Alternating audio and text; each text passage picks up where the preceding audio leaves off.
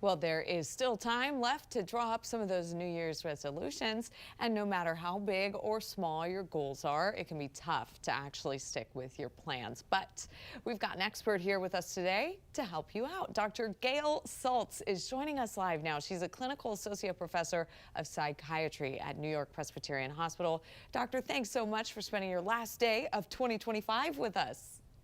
Thank you so much for having me, and Happy New Year to all of you. Happy New Year indeed, and we want to make it a good one. So, doctor, let's start simple because a lot of the resolutions are focused on building habits.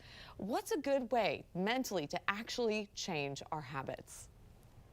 Well, first of all, choose a habit that's meaningful to you, that has real purpose in your life, which might mean spending a little bit of time thinking about it, not just doing what it seems like everybody is doing, but what would really feel better in your life, change something in your life, and therefore has meaning, because it's that motivation that you need in order to keep going.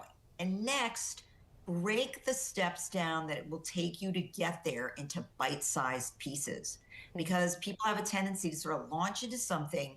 It feels large and unwieldy. They don't feel they've accomplished much in week one, and then they go, I blew it, forget it, I'm done. But if you break it into bite-sized pieces, then you can accomplish that goal, that first bite, in the beginning, and move on from there and feel that you're doing something. I would also say to you, create some positive reinforcement for yourself, because we are all mammals that respond to positive reinforcement. Meaning, if you have just, whatever it is, lost 1 pound week one, or, didn't watch your social media as much by an hour week one, then give yourself some sort of reward. Anything that feels rewarding to you. It could be literally like, I'm going to go get a great cup of coffee that I particularly love, or, buy a new lipstick, or whatever it might be that just feels like something rewarding for you. We respond to that. We really, really do. That's great. Especially for tell somebody else that you're doing this, because it does give you accountability. It's easy to sort of give in the towel when it's just you knowing about it. It's a little less easy to give in the towel when somebody else knows. It takes a village, they say, doctor. I love that. And especially kind of giving ourselves a reward, especially if we're maybe trying to break some of these physical patterns. We're struggling to maybe get more active. That could be a great one. Okay, so doctor, I got another one for you. A common resolution, saving money. But it is so easy to spend, and we live in such a virtual world. I mean, our money's on our phones. We're spending it all over the place.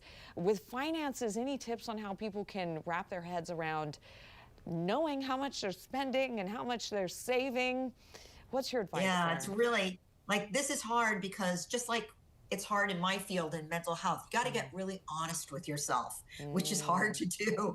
Yes. So you really should, you should really sit down and on paper, just what you've got, what you've been spending.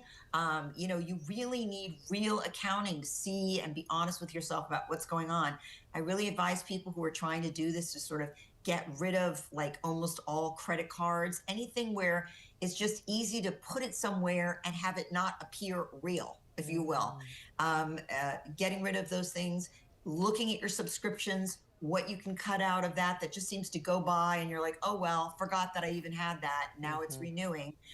Those sorts of things are easier to cut back on as well. That is true. A lot of money just disappears, and you don't even miss it at times. It's so quick, these renewals. Doctor, a recent poll from YouGov found 23% of Americans, they want to be happier. That's their goal. Any tips on how we can mentally increase our happiness? I would like to suggest that people change that just a little bit, because happy is but one emotion. Really what you want to be going for is a feeling of what I would say is flourishing. Are you flourishing in your life, which can include some sad and difficult times, but put the focus more on where are you finding meaning and purpose in life. Meaning and purpose are what give you feelings of contentment. So that could be in hobbies, it could be in work, it could be in your family or in your relationships, but focusing in on where you do find meaning and working on making that even more meaningful is going to lead toward what people are calling happy, but isn't really just happy. Happy is a very surface level, superficial emotion and doesn't allow for the real ups and downs that inevitably just will happen in your year. Focus more on overall contentment and meaningfulness. Shifting our mindset there. Just brilliant tips. Dr. Gail Saltz, thank you so much for joining us. And of course, we'll be posting this on our website too for our viewers at home so they can share your great tips with their friends and family. Happy New Year, Doctor. Happy New Year. Thanks so much. Thank you.